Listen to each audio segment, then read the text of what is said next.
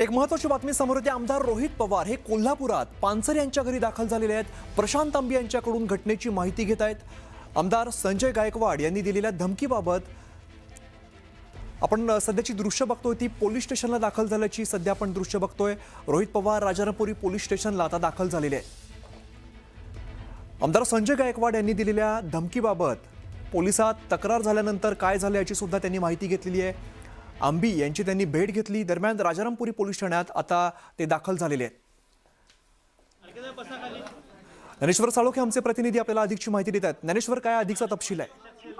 आमदार रोहित पवार हे आता राजारामपुरी पोलीस ठाण्यामध्ये दाखल झालेले आहेत। आपल्याला माहितच आहे की आमदार संजय गायकवाड यांनी ज्या पद्धतीनं प्रशांत आंबी यांना धमकी दिली होती, पानसरे यांनी लिहिलेल्या पुस्तकावरून हा वाद निर्माण झाला होता आणि त्यानंतर ज्या पद्धतीनं त्यांनी जे वक्तव्य केलं होतं आमदार गायकवाड यांनी, या वक्तव्याविरोधात आहे ती काल प्रशांत आंबी यांनी राजारामपुरी पोलीस ठाण्यामध्ये आहे ती तक्रार दाखल केली होती।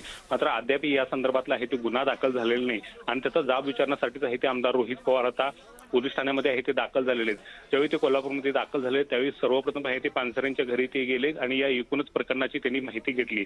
संजय गायकवाड यांनी प्रशांत आंबी यांना कशा पद्धतीने धमकावलं, त्यामध्ये कोणकोणत्या शब्दांचा उल्लेख केला, अशा पद्धतीची सगळी माहिती आहे ती घेऊन आता ते पोलीस ठाण्यामध्ये आहे ते दाखल झालेले आहेत। या ठिकाणी वरिष्ठ पोलीस अधिकारी सुद्धा उपस्थित आहेत आणि त्यांच्याकडे या संदर्भात नेमकं काय तक्रारीच्या अनुषंगाने पुढची पावलं उचलली या संदर्भातली माहिती आहे ते घेताना आपल्याला या ठिकाणी पाहायला मिळतील। खरं तर काल तक्रार दाखल केली, तक्रार दाखल करून आता जवळपास पाहायला गेलं तर 17 ते 18 तास उलटले तरी या संदर्भातले आहे ते गुन्हा दाखल झालेला नाही आणि हा गुन्हा दाखल करावा राष्ट्रपुरुषांचं आव्हान सुद्धा या एकूणच प्रकरणामध्ये झालेलं आहे। त्या अनुषंगाने हे प्रकरण गंभीर आहे आणि त्यामुळे कोणत्याही पद्धतीनं त्यांना यामध्ये सूट देऊ नये, त्यांच्यावरती गुन्हा कोणत्याही पद्धतीनं दाखल झालाच पाहिजे, त्यांची आमदारकी रद्द झाली पाहिजे, अशा पद्धतीची मागणी आहे ती काल सुद्धा होताना पाहायला मिळाली आणि ही मागणी घेऊनच आता आमदार रोहित पवार हे आता पोलीस ठाण्यामध्ये दाखल झालेले। तर नेमकं पोलीस अधिकाऱ्यांच्या समोर ती मागणी काय करतायत आणि पोलीस अधिकारी त्यांना या गुन्ह्याच्या संदर्भातली नेमकी काय माहिती देतात हे पाहणं महत्वाचं आहे। मात्र एकूणच पाहायला गेलं तर सकाळपासूनच आहे ते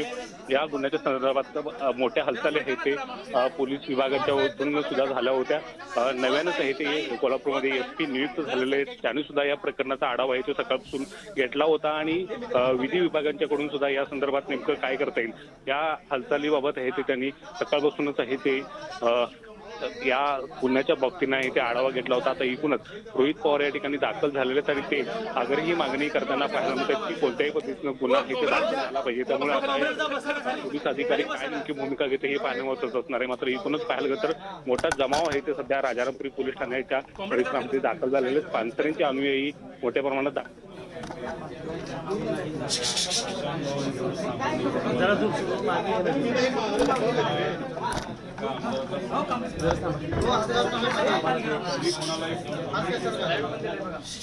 कुठलाही विषय असेल क्लॅरिफिकेशन मागू शकतो। बोलत असताना भाषा कुठल्या पद्धतीची आपण वापरतो, शक्यतो संस्कृतीचा एक भाग आहे, विचारसरणीचा भाग आहे। त्यांनी जी भाषा वापरली त्याच्यामध्ये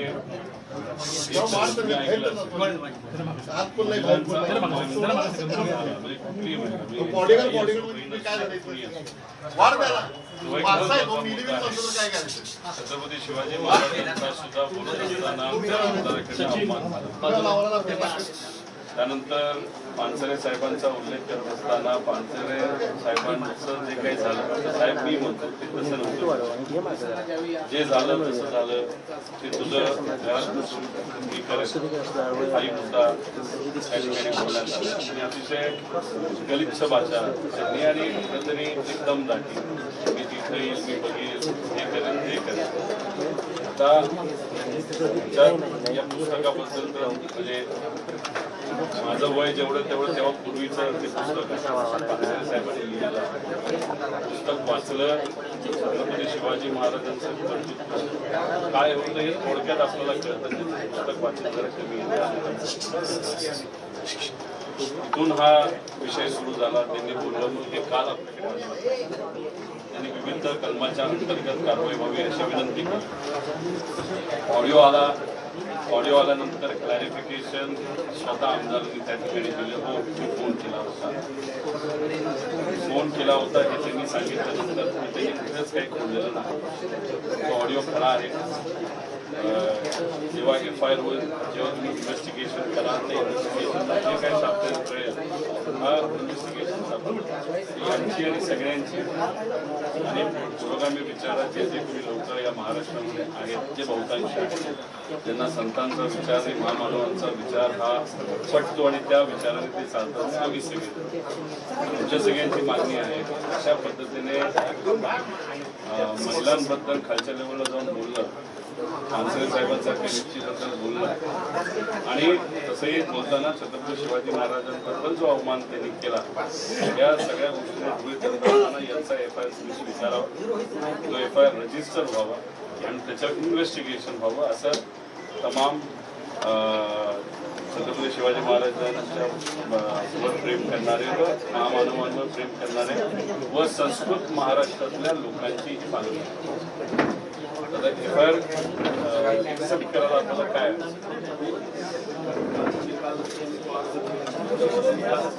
मोठ्याने बोला, ऐकू येत नाही. काल जो त्यांनी जो काल ऍक्सेप्ट केलेला त्याच्यामध्ये जे त्यांनी अर्जामध्ये जे नमूद केलेलं आहे, शिक्षणानुसार जे दिलेलं आहे, शिक्षणानुसार जी कायदेशीर काही कलम आहेत की त्याच्यामध्ये संदिग्ध आहेत मला, आणि त्याचा मी सरकारी अभियुक्ती यांच्याकडून मी अभिप्राय करून सतेन भाऊ तुमची मी अनेक वेळा वेगळ्या पद्धतीचे FIR करण्यासाठी पोलीस स्टेशनला गेलो. अजितदादांच्या बाबतीत सुद्धा जे काही झालं ते अख्ख्या महाराष्ट्राला माहिती आहे. तिथं तुम्ही जी भाषा वापरताय तीच भाषा तिथं असणाऱ्या अधिकाऱ्यांनी वापरली. त्यानंतर एक मोठा भ्रष्टाचार नवी मुंबईमध्ये झाला होता, तिथे गेल्यानंतर सुद्धा आम्ही हेच ऐकतो. आता याच्यात थोडेफार उदाहरणं आपल्याला सांगतो. याच्यात आदरणीय आपल्या देशाचे जे काही जे पंतप्रधान साहेब आहेत त्यांच्याबद्दल कोण बोललं होतं? बिहारचे माजी मुख्यमंत्री तेजस्वी यादव. FIR कुठं झाला? गडचिरोली ते महाराष्ट्र. कुठल्याही मोठ्या व्यक्तीबद्दल असं बोलू नये असं आमचं सुद्धा त्या ठिकाणी मत, पण FIR झाला. त्याच्यानंतर मी स्वतः कशा पद्धतीने आधार कार्डचं मॅनिप्युलेशन केलं जातं, डोनाल्ड ट्रम्प भारताचा आहे का? नाही. त्यांच्याबद्दल मी एक कसं चुकीच्या पद्धतीने आधार कार्ड होऊ शकतं याचं डेमॉन्स्ट्रेशन केलं, माझ्या FIR झाला.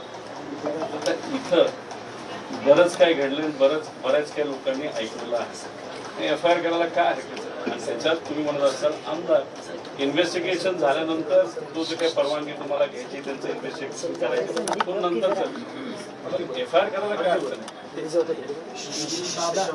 जे शिक्षण त्यांनी झालेले आहे ते शिक्षण जे सगळे शिक्षण पहिले जे आहे ते नॉन कॉग्निजेबल आहे आणि 192चा तो विषय आहे त्याचं मला सरकारी अभियुक्ती यांच्याकडून अभिप्राय घेणं गरजेचं आहे. त्यानुसार जे काही निष्पन्न साहेब जीवाची धमकी दिलेली आहे, तुम्ही किती ताल अजून घेणार आहात?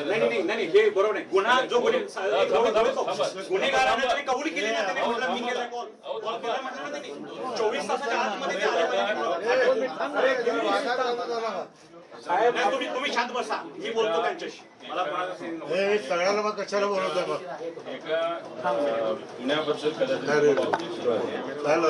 तुम्हाला माहिती आहे की अहिल्यानगरमध्ये एका व्यक्तीने असंच काहीतरी एक कुठली सफाई करणाऱ्या व्यक्तीला असंच बोलताना महाराजांबद्दल आक्षेपाई बोलला, त्याचा विरोध आम्ही सुद्धा केला.